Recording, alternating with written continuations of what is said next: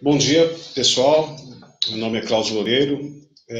Estou aqui no Instituto Harmony, no congresso virtual, né? Dá mais psicólogos. Um dos psicólogos. E a primeira coisa, eu gostaria de saber se vocês estão tendo uma boa recepção, se está dando para ver bem, escutar bem. Sou psicólogo, psicoterapeuta, trabalho também em instituição. E quando o Rodolfo me fez o convite para estar aqui, eu pensei em estar trazendo aqui um pouco uma reflexão sobre o mito de Quiron, o curador ferido. O mito de Quiron é um tema da mitologia grega e eu acho que ele enriquece muito a possibilidade da gente pensar não só a questão da plástica clínica, mas também de pensar qualquer relação de cuidado, né? Seja ela na educação, seja ela no âmbito da área social, né? Seja ela na relação, né, de ensino e aprendizagem. Ou seja, o mito é como se fosse um sonho coletivo, né? O mito ele traz elementos assim profundos, né, sobre o funcionamento, né, das possibilidades humanas. E quando eu pensei em trazer o mito de Quiron, é um pouco para refletir, né, essa difícil arte, né, do trabalho da gente, né? O quanto que é um trabalho muitas vezes assim, impalpável, né? Um trabalho que às vezes você tem que investir muito, não só em termos de formação, mas em termos, né, de persistência, né? Não é um caminho muito fácil. E é um tipo de formação que ela também não se restringe apenas às literaturas, né, da técnica da área clínica. É uma formação que exige que você tenha uma atenção profunda sobre tudo aquilo que fale sobre a humanidade, nas boas literaturas, nos bons filmes, nos encontros, né, da vida. Então, aqui eu nunca fiz esse tipo de conferência, o Rodolfo está aqui do meu lado. Se eu me perder aqui, então, quando eu vou evocar ele aqui, como um deus aqui que está aqui presente, um Hermes aqui junto comigo, ok? Bom, então antes da gente começar, é importante eu dizer o que significa mito, né? Mitos, em grego, quer dizer discurso, palavra. O mito é a palavra sagrada, ou seja, o mito ele surge no contexto da tradição oral das culturas, especificamente na grega, né? Houve uma fase do que o mito não existia escrita, o mito era transmitido de uma forma oral.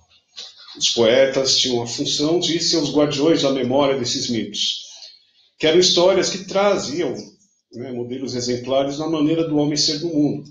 Então tinha mitos que falavam, né, sobre os heróis, as aventuras heróicas, mitos falavam sobre a morte, sobre a experiência da maternagem e tal. E o mito também, eu sou junguiano, né, acho que é importante estar me localizando aqui também um pouco teoricamente, mas eu acho que os mitos não é uma prioridade de quem pensa sobre tudo pensamento junguiano. A psicanálise também usa e é muito interessante, né, ter esse material do mito como mediador de reflexão, né? Então, de algum jeito, o mito ele fala de arquétipos, né? De experiências universais independentes de culturas. Então você tem o mito da grande mãe com roupagens diferentes em culturas diferentes. Então na cultura indígena é uma roupagem específica, na grega é outra, na cultura iorubá é outra, né? E são justamente isso, trazem experiências profundas e universais da alma. Quando eu pensei em trazer o mito de Quiron, eu fiquei pensando qual é o chamado, na pergunta qual que é o chamado, de fato, que nos leva a escolher a psicologia. Estão perguntando o tema que eu estou falando, eu estou meio atrapalhado porque nunca fiz isso. Então, estou perguntando, bom dia, quando cheguei agora, qual o tema? O tema é o mito do curador ferido. Está travando aqui, estão falando aqui, Rodolfo? Às vezes pode ser... Vê se mais alguém está travando. Estão falando que está travando aqui, mais pessoas aqui, Elisete... Lani Matos, não está travando aqui. Deixa eu só fazer uma coisinha aqui. Então vamos. Deixa eu fechar esse outro aqui. Acho que agora deve melhorar. Oi, tá melhor agora, pessoal? Ou continua travando? Tá ótimo, ótimo. Ok, voltou. Então eu vou estar falando meio do curador ferido. A pergunta é o que nos leva assim a gente escolher a trabalhar com a psicologia especificamente o que nos leva a escolher a trabalhar na clínica, né? Então, eu vou contar essa história, e a ideia é assim, eu vou contar e vocês podem interagir. Talvez eu não tenha muita agilidade para ler enquanto eu falo aqui, então talvez demore um pouco. Né? Eu me disperso um pouco, porque eu não estou acostumado com isso. Mas conta o mito que o Cronos, que é o deus do tempo, um dia ele desejou uma outra deusa, uma oceanida, chamada Filira. E o Cronos, ele era casado com uma outra deusa que era Réia. E que, para poder disfarçar esse caso extra que eles tinham, ele se transformou em cavalo, em égua. Eles tiveram um caso de amor, e dessa relação nasceu um ser híbrido, um centauro, que ele era metade humano e metade cavalo. O que acontece? Quando ele nasceu, a mãe, a Filira, ao ver o filho, que era um ser meio híbrido, meio humano e meio monstruoso, ficou com muita vergonha do filho, né, e pediu para ser transformado numa árvore. O Quirón foi abandonado na floresta. Aí o deus Apolo, o Quirón, ele herdou dos pais a imortalidade. Então ele foi abandonado, mas ele não morria porque ele era imortal. O deus Apolo, então, resolveu, né, cuidar de Quirón. E o Quirón, diferente, que é importante ressaltar que, diferente de outros centauros que você vê na mitologia grega, o Quirón é um centauro bom, ele é um centauro sábio. A maioria dos centauros que você vê na história, nos mitos, são centauros perversos, né, que eles bebiam, saqueavam as cidades, violentos. Né? E o Quirón, na mitologia grega, ele é um centauro educador. Ele é um centauro, né, que educou os heróis, um curador. E fora que o deus Apolo, que também é um deus que domina o dom da cura, da adivinhação e da formação cultural, né, da música, da poesia, foi que educou Quirón. Então Quirón também teve esse aprendizado com o deus Apolo e herdou do pai, o deus Cronos, o dom da sabedoria. Pois bem, o Quirón fazia curas tremendas, né? Ele conhecia todos os segredos das plantas medicinais. E não só era um curador, mas ele era um grande educador, um sábio. Todos procuravam também para ter uma formação com ele. Então, o que aconteceu? Um dia, numa variante do mito, conta que teve uma festa em que os centauros, uma festa que inclusive o Héracles, que é o herói, estava presente. Os centauros embriagados invadiram a festa e começaram a criar uma grande confusão nessa festa. E o Hércules, para combater os centauros, começou a persegui-los. E para matar um deles, ele jogou a flecha que ele tinha com o veneno da Hidra de Lerna. Essa flecha acabou atingindo acidentalmente os pés de Quirón. O Quirón, ele nunca tinha tido a experiência da dor. Pela primeira vez na vida, ele conhece a experiência da dor. Então, o que ele fez diante disso? Ele era um curador, então ele achou que ele conseguiria encontrar a melhor folha, o melhor remédio para aplacar aquela dor. E quanto mais ele aplicava tudo o que ele sabia, menos a ferida fechava, a ferida não fechava e a dor não passava. Pois bem, e assim Quirón foi se agonizando cada vez mais nessa experiência da dor e não conseguia mais atender. Ele pegou e se fechou na sua gruta e ficou nesse estado meio fechado dentro da própria dor dele. Desejou morrer muitas vezes, queria morrer muitas vezes, mas ele não podia morrer porque ele era imortal. Até que num dia, como acontece às vezes com a gente também, às vezes a gente, nas coisas que a gente não consegue dar conta dentro da gente, é um momento em que a vida empurra a gente para fora. A gente tem que ir com aquilo que sobrou da gente, ou aquilo que a gente traz ali não resolvido e encarar a vida. E é assim que a gente vai, de algum jeito, se fortalecendo. E isso aconteceu com Quirón. Só que com Quirón aconteceu uma coisa muito diferente. Porque lembre-se que ele não tem, então ele nunca tinha tido a experiência da dor, mas ele curava. Só que quando ele começou a atender as pessoas, mesmo sentindo dor, mesmo convivendo com uma dor que não tivesse cura, uma ferida que não fechasse, o Quirón começou a fazer uma escuta muito diferente. Ele começou a escutar profundamente a alma daquelas pessoas que vinham procurá-lo. Então o que aconteceu? Ele começou a fazer uma cura que ia para além do sintoma. ele promovia uma coisa que os gregos chamavam de metanoia, que é transformar os sentimentos, transformar a visão de mundo. Então as pessoas chegavam lá com uma determinada queixa de um sintoma, e o Kiron, no processo de cura com essas pessoas, ele acabava promovendo a possibilidade dessas pessoas poderem sair de lá com uma nova visão de mundo. Isso é uma ideia muito interessante, principalmente nos dias de hoje, que hoje em dia a gente vê o mundo está muito pautado em sintomas, né? Na nossa área clínica, você vê muitas especialidades muito específicas, né, em torno de sintomas. Não que isso não tenha a sua importância e a sua grande contribuição. Acho que a grande questão é quando a gente fica apenas preso nisso, assim. Toda crise, ela é um convite para uma pergunta. A crise é um momento de abertura. Todo momento mais caótico que a gente vive também é a possibilidade que a gente tem de reinventar caminhos, de redimensionar valores, expectativas, né? Então, de algum jeito, assim, nesse ponto, eu acho que o mito de Kiron, quando promovia essa metanoia, era um pouco isso. Um pouco apontando, né, para essa possibilidade do nosso trabalho de cuidado, tanto com a gente mesmo quanto para com o outro, de poder fazer, nesses momentos das nossas crises, um momento de reinvenção, um momento de reconstrução, de ressignificação. Isso não significa necessariamente ser feliz. Isso não significa ser bem resolvido ou não sentir dor. Né? Mas isso pode significar você ter possibilidades de olhar a vida de um ponto de vista mais interessante. E o que é de mais interessante na vida não é nada muito sofisticado.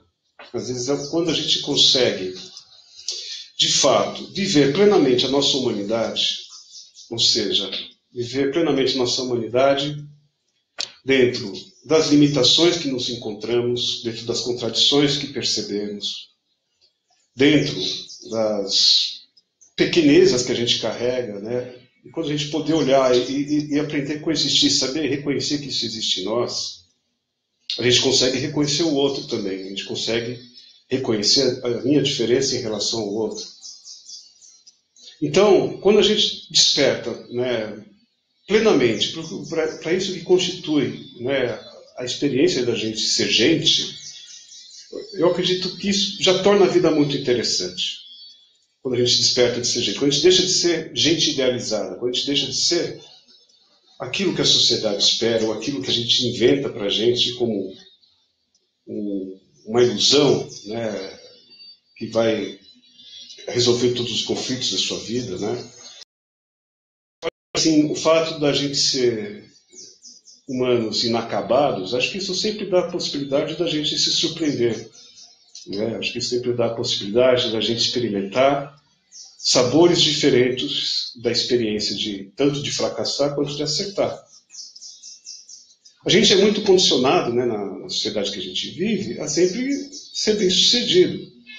E acho que o nosso trabalho enquanto terapeutas talvez seja ajudar as pessoas, estar junto com essas pessoas na descoberta, né, da grande aprendizagem que é uma experiência de fracasso, uma experiência de crise, uma experiência de decepção, né? A gente, de fato, só desperta, às vezes, quando a gente perde o chão das nossas coisas. Então, em parte, o mito de Kiron, né, quando ele está trazendo isso e promove essa metanoia, e veja bem,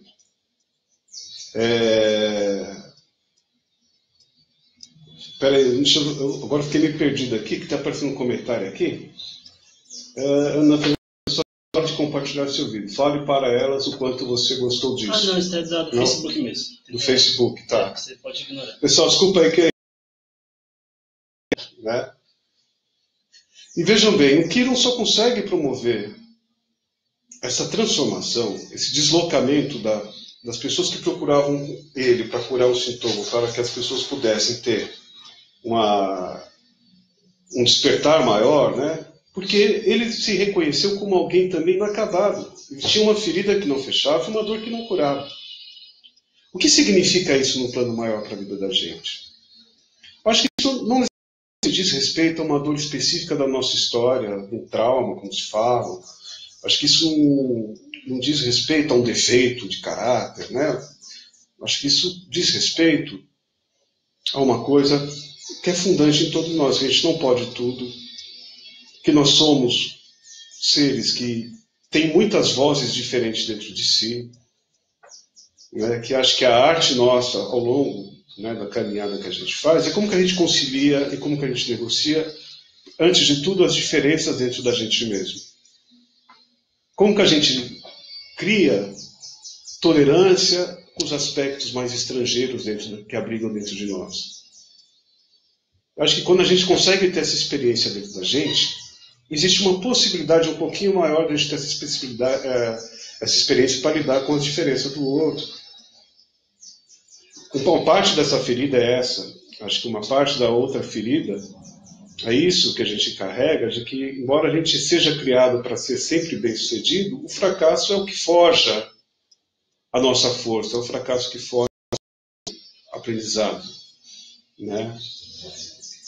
Então, por um lado, poder escutar isso, eu acho que a ferida nossa do trabalho é perceber que não é uma teoria que dá conta de tudo, não é uma ciência que dá conta de tudo.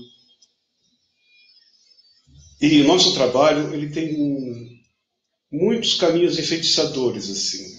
É muito fácil, às vezes, a gente, no lugar de terapeuta, a gente ficar num lugar muito embevecido, num lugar de a gente achar que a gente é suficientemente importante para mudar a vida de alguém. Diria para vocês que nós somos uma contingência, a gente é um parceiro contingente de um momento.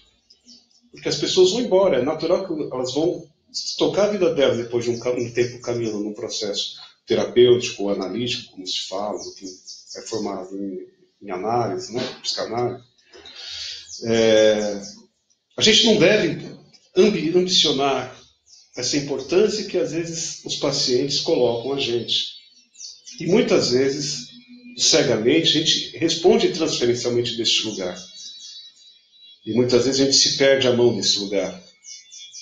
Essa é uma carga extremamente perigosa no trabalho que a gente faz. A gente encontra pessoas muito fragilizadas,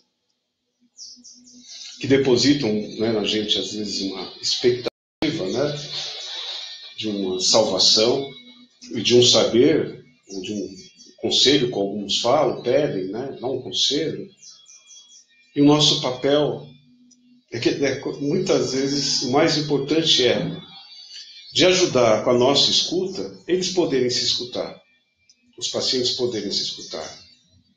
É claro que quando eu falo essa escuta do terapeuta, eu não estou falando também de uma escuta que é ficar mudo o tempo todo, mas é uma escuta que justamente o que vai ser colocado é aquilo que você percebe em tempo de sutileza daquilo que a pessoa está te contando.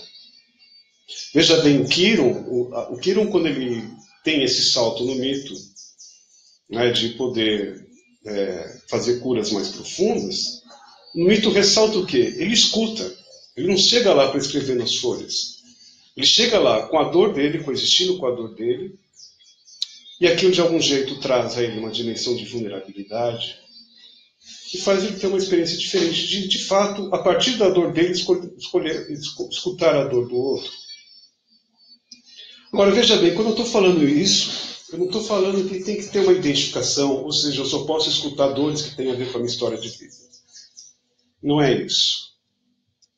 É uma sintonia. Acho que a gente mudar a sintonia, de poder estar num lugar que não seja aquele lugar que nos convoque a ser um lugar ativo de prescrever, de resolver, de tomar para si algo que é do outro. Isso tanto para o bem quanto para o mal. Voltando ao mito, então o que acontece depois? Então, o Kiron vai fazendo essas curas fabulosas, né? E o que aconteceu? Ele não podia morrer, então ele estava ali, né, curando as pessoas, essas coisas mas sofrendo muito. Aí um dia, Zeus permitiu que ele trocasse a condição dele imortal com a mortalidade de Prometeu. Então, quando Zeus autoriza isso, o Kiron pôde morrer e se transformou na constelação de Sagitário. Zeus quis transformar ele numa constelação de Sagitário para transformar ele num modelo para os homens, poderem cuidar dos outros. Ou seja, a gente cuida dos outros também a partir de coisas que não necessariamente se fecham, se resolvem definitivamente dentro da gente. Então, essa é uma fala disparadora que eu fiz aqui, tem alguns comentários aqui, e eu queria ver com o Rodolfo aqui como que eu mexo aqui com essa dinâmica aqui. Então, aqui eu vou lendo pergunta por pergunta aqui. Você que sabe, se quiser ver algumas, para cima e para baixo você consegue passar. Então, ó, pessoal, agora eu vou estar... Para cima e para baixo. Esse aqui é para cima, né? Isso. Vou estar dando uma olhada aqui nos comentários aqui. Talvez eu não comente todos. Eu vou privilegiar um pouco o comentário que tivesse, né, mais para a gente manter aqui. Deixa eu ver aqui.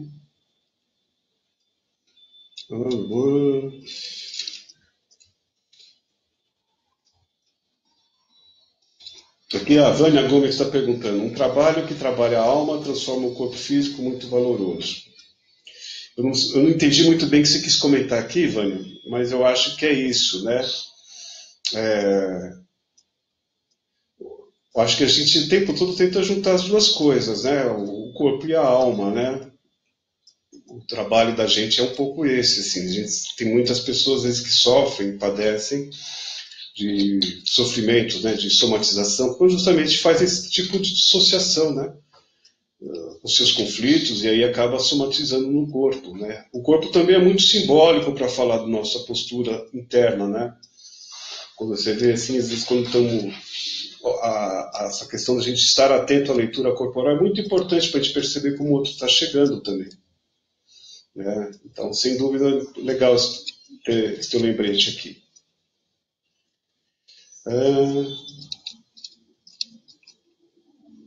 Vamos ter muito bom dia aqui. Bom, o tema que vocês entenderam que é o curador ferido.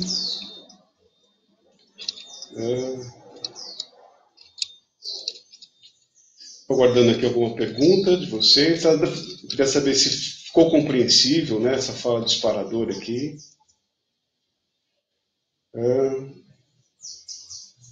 Aí a Verônica Batista traz uma pergunta, né? Trauma de infância tem cura? Eu acho que assim, é complicado quando a gente põe palavra cura ou não cura, né? Eu acho que assim, a gente precisa revisitar assim, as nossas coisas. Eu acho que tem coisas que mudam na nossa maneira de olhar, principalmente na maneira da gente interpretar as experiências que a gente vive, na maneira de quando a gente começa a repetir determinadas escolhas que a gente faz. Em algumas situações, isso tem uma relação com alguma experiência, né, mais atrás, mas também tem coisas que são para frente também, né? Acho que tem muita coisa que a gente traz assim que não é necessariamente a questão de cura. Acho que a gente aprende a conviver com muitas coisas. Acho que coisas são possíveis sim de serem transformadas, mas não apagadas dentro da gente. Então, eu não diria assim, eu não gosto muito da coisa cura na área da psicologia. É um termo muito médico, assim, né? Nosso trabalho, embora tenha essa orfandade, né? Porque a gente saiu da filosofia, né, do tronco da filosofia, ou a gente foi para medicina, ou foi para a física, né, para a psicologia experimental, né, o modelo de ciência da natureza. Então somos meio órfãos, assim, de algum jeito, né, de qual que é nosso campo de linguagem, né? Então a gente tem muitos termos que a gente usa na clínica, é o termo clínica, né, que vem, né, da própria medicina. Então eu acho que talvez a questão da cura seja, para mim, particularmente, seja uma coisa que venha de um jeito muito absoluto, te convoque a uma resposta que também seja absoluta. A experiência que eu tenho, tanto pessoal, minha, quanto de cuidar de pessoas, né, indiretamente de outras, eu vejo que, no fundo, a gente aprende a conviver com um monte de coisas que não deu certo, que foi meio torto, a gente aprende a ressignificar, né, e acho que isso vai dando para a gente também a nossa peculiaridade de ser, né? Mas eu diria que as coisas do presente também são tão importantes, né, quanto as que ficaram lá atrás. Aliás, a gente só pode olhar as coisas que ficaram lá atrás prestando atenção no que acontece com a gente aqui no presente, né? Mas legal, gostei da tua pergunta também, viu, Verônica? Muita gente falou que está travando ainda, porque é difícil ter esse despertar. Não é Eliúde traz essa questão, Eliúde Jesus dos Santos. É difícil. E ao mesmo tempo, assim, acho que só é possível quando a gente, às vezes, perde o chão, quando a gente sofre uma frustração, quando a gente perde um emprego, quando a gente perde um namoro, né? Quando se separa, ou quando perde alguém. Né? Não sei por que também, né? Que a gente, às vezes, só consegue estar mais atento a partir do momento que a gente nos falta algo, né? Que é um momento que facilmente a gente pode despertar. Mas tem muita gente também que não consegue também despertar, mesmo acontecendo isso. Então, para mim, é um grande mistério e um processo, né? E também o que é possível do despertar de cada um. Né? Às vezes a palavra despertar ela é muito absoluta também, né? Muito idealizada, né? Porque às vezes o despertar está em coisas bem simples. Bem simples, como você cuidar de você, falar, bom, para eu cuidar de mim, eu preciso dormir mais cedo. Isso já é um despertar para mim importante. Se alimentar melhor, fazer atividade física ao achar que está precisando, né? Ler um bom livro, dar risadas com os amigos, poder procurar os amigos, não ficar naquela coisa refém só de virtualidade, só conversar comigo no Facebook, ou só ligar para um amigo porque ele te liga, né? Se o cara tem amizades que assim, tem uns que ligam mais e uns que ligam menos, mas isso não mede o quanto cada um é importante para o outro. A gente tem que fazer aquilo que a gente deseja. Se você tem desejo, saudade de um amigo, você vai e liga porque você quer ligar. Não importa que só você ligue. E eu vejo assim que às vezes esse tipo de despertar, talvez, pensando na tua pergunta, que eu acho que falta pra gente. A gente sair um pouco dessa coisa que está tão muito presente no mundo do olho por olho, dente por dente. Eu acho que a gente tem que fazer porque aquilo que o coração manda também, aquilo que a gente deseja, né? Fazer porque é importante o teu amigo, tua amiga, né? Então acho que esse é um despertar mais simples, que está aí mais na nossa mão, do que um despertar que às vezes é quase aquela coisa de se virar um santo, né? Isso não existe assim. Ninguém é tão bem iluminado assim. Onde tem muita luz, tem trevas. Isso eu aprendi bastante com o Jung. Onde há sombra, há luz. E venho aprendendo bastante nas leituras do Jung, dos livros do Jung.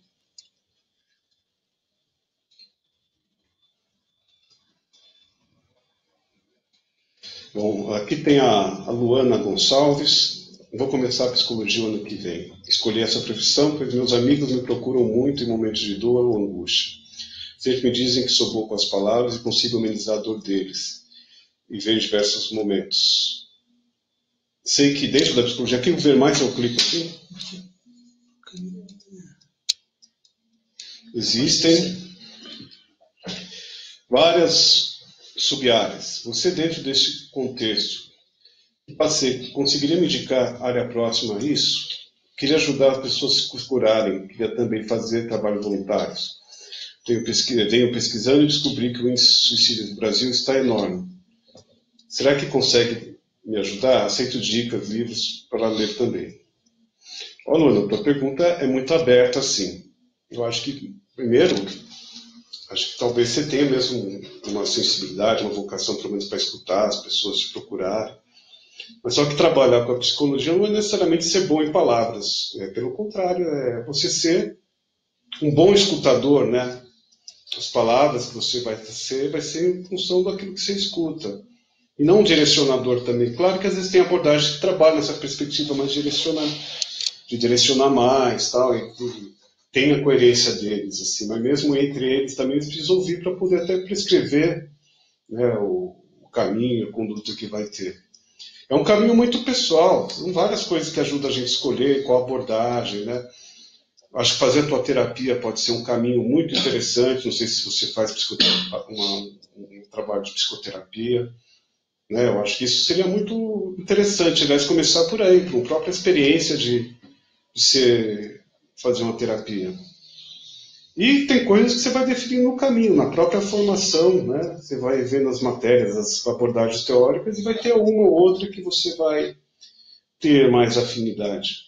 Eu, embora hoje em dia eu me identifique como sendo junguiano, mas eu venho de várias outras abordagens. Gosto de algumas coisas da teoria das psicanálises lacaniana, kleiniana, da fenomenologia, né? E leio também muita coisa fora da psicologia que eu acho que ajuda muito na clínica, ler boa literatura, eu acho que isso ajuda.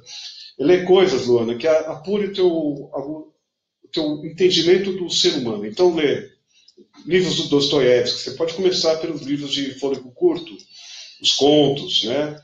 Tem um livro de contos do Dostoiévski sobre suicídio. São 2 contos sobre suicídio muito interessantes de você ver.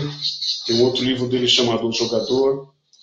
Tem um outro livro clássico chamado do Hermann Hesse, chamado Demian, que também é um livro muito legal para ler, né? Boas literaturas, né? Ler os clássicos da literatura. Ler Guimarães Rosa, que fala também bastante, né, do sertanejo, mas não só do sertanejo, mas fala, sim, de nós aqui do Brasil e de uma riqueza muito grande, né? Essa característica nossa aqui. Então, eu diria para você, se você quer trabalhar para ajudar pessoas, se apure no teu faro de humanidade. Vá ver peças de teatro, vá ver bons filmes, né? Não fique só no lugar de ajudar e aconselhar, porque é um lugar extremamente perigoso também. Né? É um lugar onde você facilmente se fica, né, no lugar de salvadora. E é um lugar extremamente cruel e fictício, porque ninguém salva ninguém. Então, eu diria para você, se você quer uma sugestão, apure-se no teu faro de humanidade. Né? E, se você não estiver fazendo a terapia pode ser um bom começo para você. Acabando aqui. Deixa eu ver aqui como avançar. Aqui só um minutinho, pessoal, que a bateria aqui está fraca. Agora já está normal. Agora eu não entendi essa pergunta da Alice. Depois, se puder, fale algo para o dia de hoje. O que quer dizer isso? Não entendi, se não puder. Onísio, se você puder dar uma entrada de novo aí, esclarecer que eu não entendi também o teu comentário aqui, tá bom? Olha, a Vânia também trouxe uma pergunta muito interessante. Mito é o mesmo que senso comum? Boa pergunta, Vânia. Isso era como o positivismo sempre colocou o mito como mentira, como senso comum, como uma coisa falsa. Quando eu estou trazendo aqui o mito, eu estou trazendo o mito no sentido mais erudito, né? No mito no sentido mais profundo. O mito como um discurso sagrado. O mito como um arquétipo que inspira, né? Que inspirou e inspira ainda as boas literaturas, né? Shakespeare bebeu muitas fontes dos mitos gregos especificamente, né? Então não é a mesma coisa que senso comum, não. Isso acabou sendo isso, para quem não estuda mito, acabou tendo essa coisa de como mentira, tá? Né? Tem até no manual de psicopatologia, tem até a mitomania, né? Que é uma patologia da pessoa que começa a inventar histórias. Né? Então o mito, essa herança que o mito teve como um significado ou sinônimo de mentira, é reflexo do pensamento positivista no final do século XIX, começo do século XX, né? Que acreditava que isso era a razão, o maior valor, né, da cultura humana. Mas depois muitos outros filósofos, psicólogos, né, médicos, estudaram profundamente os mitos e traz hoje o mito como uma coisa que tem boas contribuições para a gente dialogar com a nossa humanidade, né? Então é isso, muito boa a tua pergunta. Legal você ter trazido isso.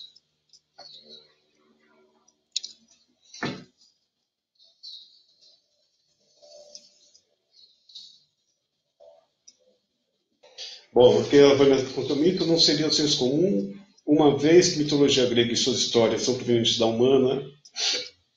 humanidade, na qual são inerentes a qualquer classe social.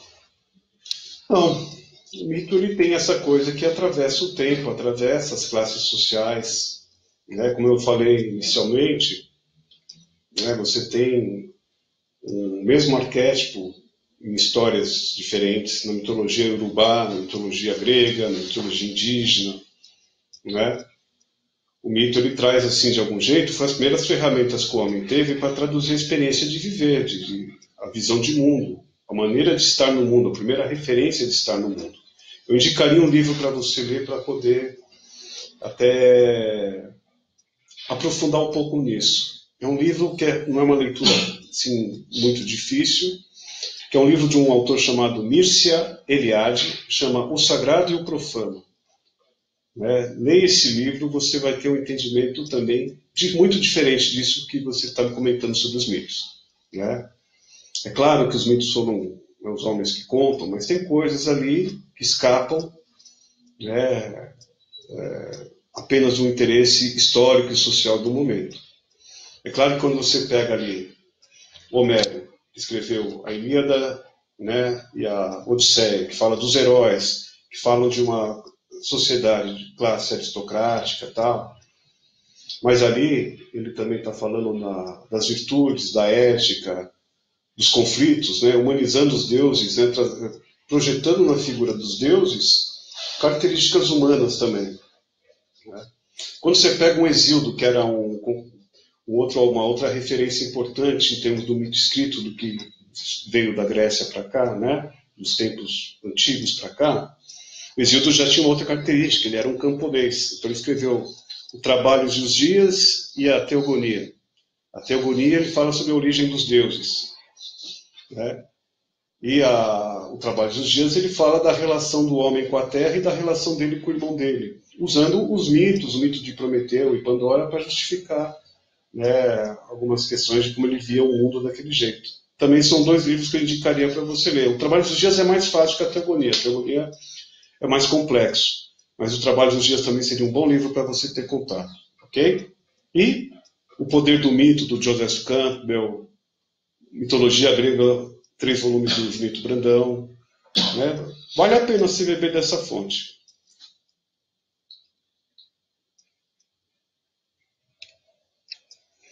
As pessoas hoje não se falam pessoalmente, esquecem o maior atributo do psicologia. Um abraço, e obrigado e cuidar. Você tem toda a razão, viu, Vânia? A gente está cada vez ficando muito virtual, pouco contato, pouco olhar, até essa história do WhatsApp, fui obrigado a adquirir recentemente, mas eu era contra, porque as pessoas, uma vez você tem uma ideia, foi uma despedida de solteiro, um monte de homem lá, tudo no WhatsApp, num bar, assim. Achei um absurdo aquilo. E você vê o tempo todo as pessoas estão com o celular na mão. Então, tem até uma música de um cantor aqui, que mora aqui em São Paulo, o Edivaldo Santana. Tem um disco dele, Eu Só Vou Chegar Mais Tarde, e tem uma das músicas que fala e faz uma crônica dessa relação das pessoas com o celular, dessa solidão delas. Também é uma música que vale a pena ouvir, um grande cara, assim. Elis. Bom dia, Cláudio, falando em Jung. Você pode recomendar leituras para se aprofundar no pensamento dele? Olha, você pode começar assim, lendo pessoas que comentam sobre ele. Você pode ler Nice da Silveira, um bom começo.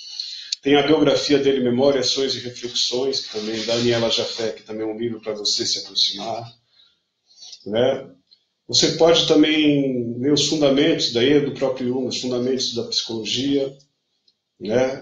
Tem um livro dele que eu gosto muito, que embora seja um dos primeiros livros dele, que seja Psicologia Experimental, embora o título seja este, Psicologia Experimental, mas nesse livro ele estuda a mediunidade da prima dele. Mas o grande interessante nisso aí, que foi a partir daí que ele desenvolveu a teoria de complexo, não entendendo que a prima recebia um espírito, mas entendendo aquilo como sendo o núcleo da personalidade dela que tomava conta. E aí, onde ele começa a elaborar os primeiros pensamentos, de pensar os complexos. Também eu indicaria esse livro do Jung. Mas de comentaristas, eu indico esse, Nice da Silveira, Daniela Jaffe, que é a autobiografia Memória, Ações e Reflexões, e os fundamentos da psicologia analítica, que são as primeiras conferências do Jung. Ok? Como trabalhar uma ferida de uma pessoa que acredita que sua ferida não é digna de dor? Por exemplo, ela não considera a própria dor digna, pois crê que a dor é pequena perante os problemas de outras pessoas. Esse é o Rafael Portugal. Rafael, isso é um processo difícil mesmo, que é um processo que é aquilo. Algumas pessoas conseguem ter consciência disso, outras lidam com a questão de um jeito muito narcísico também, de achar que... Porque o que seria olhar a própria ferida? É poder olhar a própria limitação. Então, nessa desculpa, às vezes, de que a minha ferida não é digna, é a mesma coisa que dizer que minha ferida não me dói, né? Acho que nas entrelinhas é um pouco isso. Falar que a ferida não é digna é negar que essa ferida te dói, te comove. Porque a questão não é a gente ser engolido pela ferida, a questão é a gente caminhar a partir dela, apesar dela, né? E tem pessoas que têm muita dificuldade, têm muita resistência mesmo para olhar para si. Tem pessoas que são forjadas ao longo da vida delas para só servir as outras, olhar a dor das outras e não olhar a própria, que isso também pode acontecer com a gente. A gente atendendo também, às vezes a gente vai esquecendo de olhar para a gente, de cuidar, de perceber também os nossos conflitos, né? Às vezes também, sem perceber, a gente pode entrar nessa lógica, que minha dor não é digna, né? A dor do meu paciente é mais importante. E a gente precisa cuidar, né, o tempo todo, assim. Como o próprio mito fala, existem coisas que são incuráveis, feridas que vão estar sempre abertas aqui, cada um de nós, né? Então, como trabalhar isso, cara, eu não tenho o que dizer, a não ser, vai escutando, vai dando sustentação, né? Uma vez de uma hora essa pessoa consegue ter algum deslocamento disso. E talvez não seja possível também, né?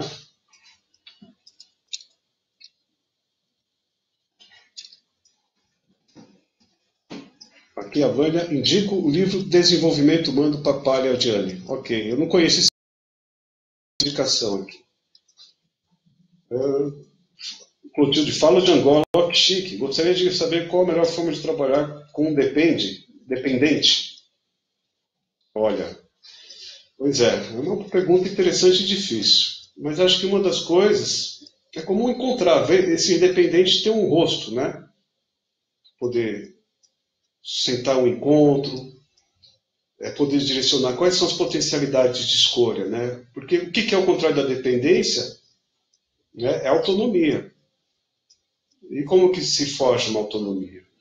Eu não preciso conhecer o rosto, ver né? Estar junto, sustentar isso, não ficar num lugar, né? Que acho que talvez a gente possa pensar assim. Normalmente quem funciona de um jeito independente coloca a gente num lugar muito idealizado, né? É tentar não responder nesse lugar idealizado, poder responder num lugar que seja de um encontro mesmo. Agora, eu não sei se o dependente aqui, em que sentido você está falando, né? Eu estou até falando não só dependente de usuário de drogas, mas dependente de um jeito de funcionar na vida, né? É isso, né? A gente poder justamente não responder de um lugar idealizado que a gente pode tudo. Isso se desmonta qualquer dependência. Quando a gente fala, eu não posso, não tenho disponibilidade, não tenho condições, não dá, né? A partir do meu não poder, do meu não saber, eu talvez ajude aquele também que acha que eu saiba tudo, possa tudo, também encontrar um caminho de autonomia dele, encontrar, né, a possibilidade de se reinventar aí, né?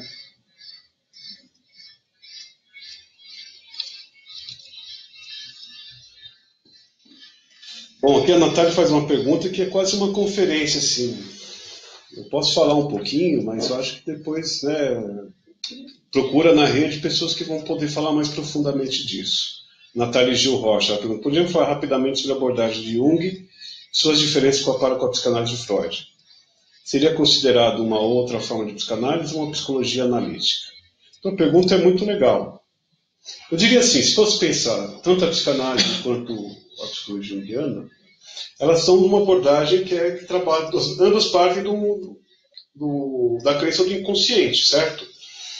Freud foi o pioneiro nisso, Freud foi o primeiro que falou nisso, que pensou, né, mapeou, né, criou hipótese e desenvolveu a parte tanto clínica quanto a metapsicológica da sua teoria, né, mas sempre partindo do que existia uma crença do inconsciente, no caso de inconsciente pessoal.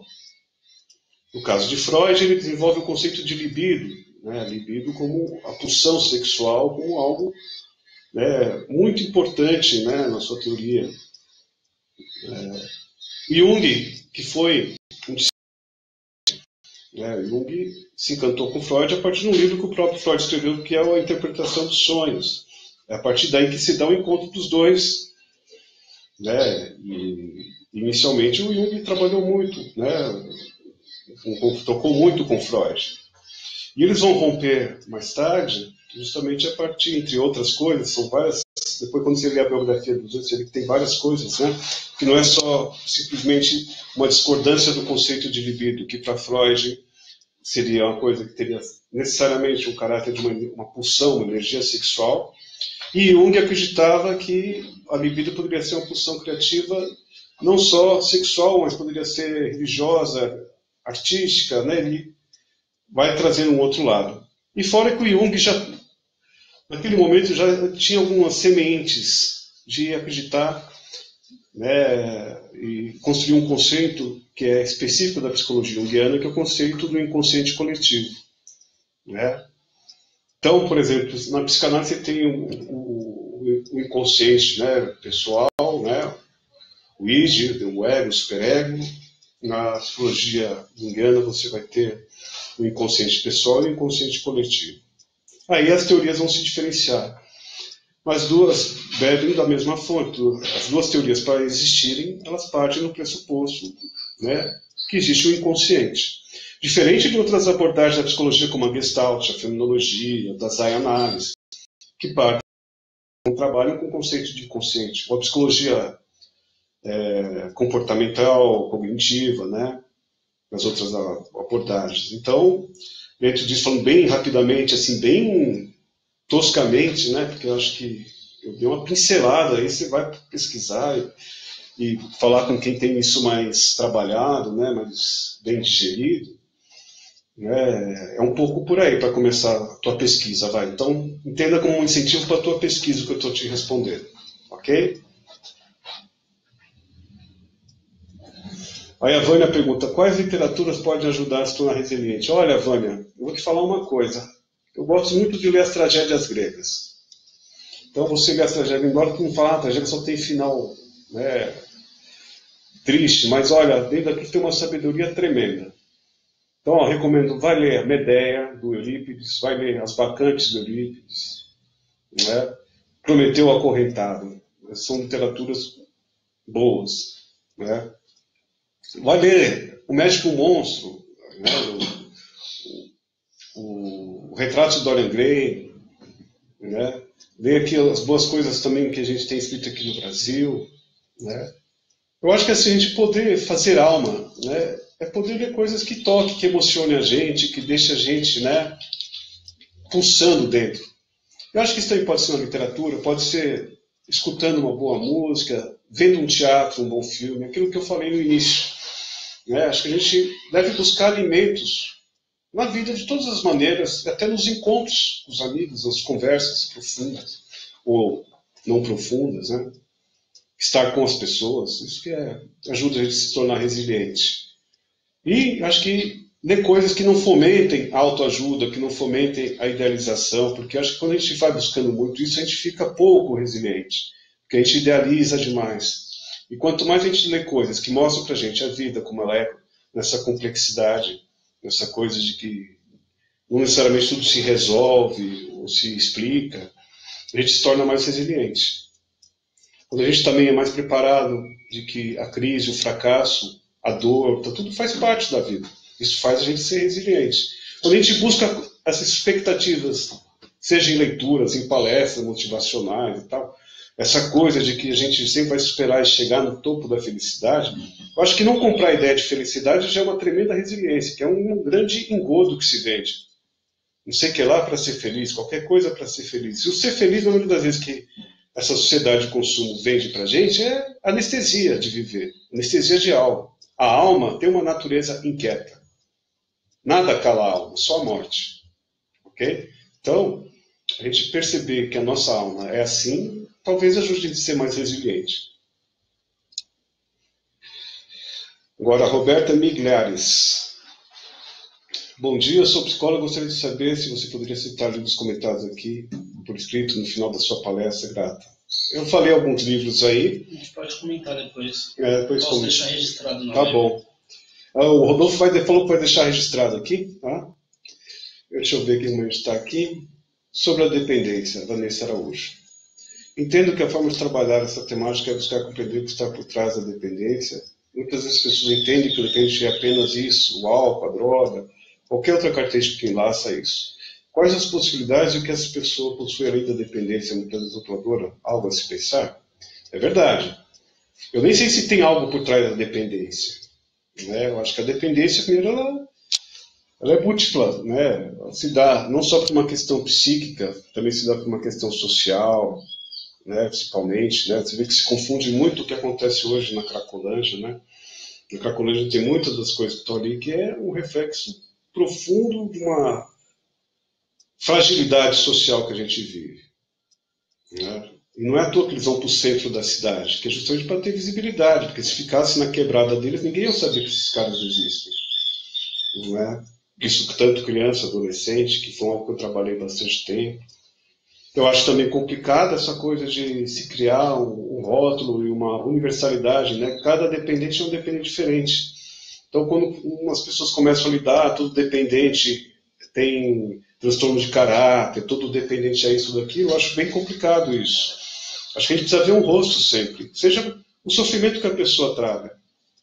É claro que os estudos sobre o que é a dependência, a esquizofrenia, ou qualquer outra coisa, isso é muito importante para a gente entender, mas não é algo que seja assim uma cartilha de adivinhação, que a pessoa chega e aí você já tem tudo pronto o que ela é. Eu acho, de novo, que é resgatar a humanidade das pessoas. A gente tem, no mundo que a gente vive, a gente tem uma tendência a se desumanizar a partir do nosso sofrimento. E, na verdade, o sofrimento é um convite para a gente se humanizar. Ao contrário de dependência, não é abstinência, necessariamente. Então, eu vejo hoje em dia que o cara que se trata, mas ele conseguiu mudar o padrão de uso, ele consegue administrar as crises dele quando ele usa, consegue trabalhar, manter uma relação. Isso para mim já é um puta salto que ele dá no caminho dele. Não precisa necessariamente se tornar abstinente. O contrário da abstinência não é, de dependência não é abstinência, é autonomia, é a capacidade da pessoa administrar os seus conflitos e suas crises, seja usando droga ou não usando droga. Né?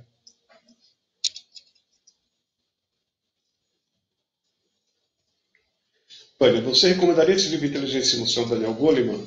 Olha, eu não posso comentar nada, Vânia, porque eu nunca li. Qualquer coisa que eu fosse falar seria preconceituoso e leviano, assim. Eu não conheço, não sei o que te dizer, ok?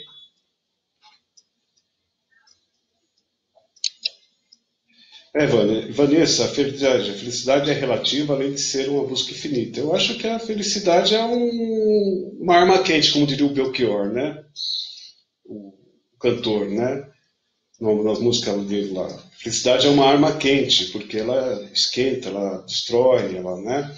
A felicidade é um momento que está nas coisas mais simples. Numa risada, num estar junto. Eu acho que aquilo que, principalmente quem fala muito ao contar do Caligares, né? Que é isso, eu acho que melhor do que buscar uma vida feliz é buscar uma vida interessante. Eu acho que essa é bem mais, eu acho que é uma colocação bacana. Acho que não é a gente buscar a felicidade ela vem, vai e é efêmera. Agora, a gente buscar uma vida interessante é buscar uma vida atenta, eu entendo. Assim, a gente está atento ao que a gente está vivendo, tudo. Poder estar aberto a viver coisas boas, que às vezes a gente comete esse erro de não estar aberto a viver coisas boas. Poder estar bem aberto para poder viver também as coisas difíceis. Mas tudo é uma passagem, a gente entender que é uma passagem, né? E às vezes a gente, dentro disso que a gente chama de buscar felicidade, a gente busca um estado absoluto de ausência de conflitos, né? Então, por isso que fica uma busca infinita e inalcançável, eu diria para você. Bom, aqui acho que a gente pode ir finalizando. Pessoal, gostaria muito de agradecer. Me desculpe alguma coisa, primeira vez que eu faço isso. Então, talvez eu tenha me perdido um pouco de olhar aqui as perguntas e falar. Mas para mim foi uma puta experiência. Gostei, né, de ter interagido com vocês dessa maneira. Para mim é muito estranho, porque eu estou acostumado a dar aula e interagir olhando nas pessoas, né? Então, para mim foi uma experiência desafiadora. Venci um preconceito meu, não foi fácil vir aqui. Mas valeu a pena. Valeu? Um grande abraço para vocês, tudo de bom. Depois o Rodolfo passa, né, a questão dos livros aí, tá bom? Boa semana.